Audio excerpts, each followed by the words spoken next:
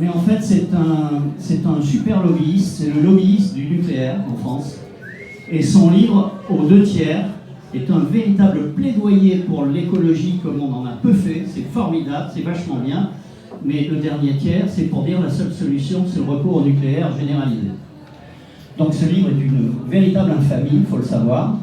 Et j'ai appris après que dans le jury, il y avait 2 membres du CEA, donc du Centre d'énergie atomique. Donc vous avez bien compris la manœuvre qui était là. Il s'agissait de décerner un prix écologique qui allait évidemment aller à ce livre pour faire passer l'idée que le nucléaire est parfaitement écolo et que c'est la solution énergétique de l'avenir.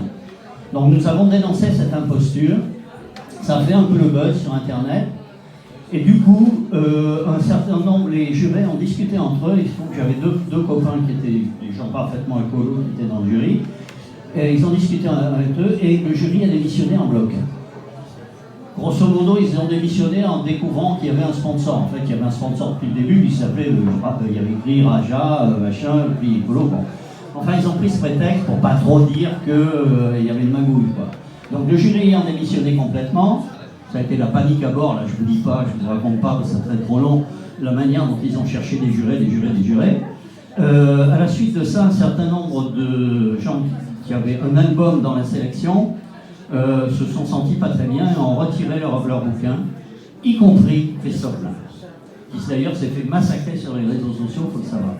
Donc il se retrouve avec 2-3 albums, un jury qui paraît-il va être un jury de lecteurs, et ils vont décerner ça demain soir. Alors je ne sais pas s'il y a des gens qui seront dans la salle, je ne sais pas s'il y aura des réactions dans la salle, mais ils ont intérêt à faire ça, je veux dire, parce que moi je serai dans la salle. Voilà. Et donc, ce prix est quand même torpillé, et il faut bien comprendre le contexte. Il y a depuis des années des gens qui se préparent à une offensive contre l'écologie, une offensive qui vise à empêcher les idées écolo qui montent sans arrêt dans l'opinion de parvenir jusqu'à la réalisation.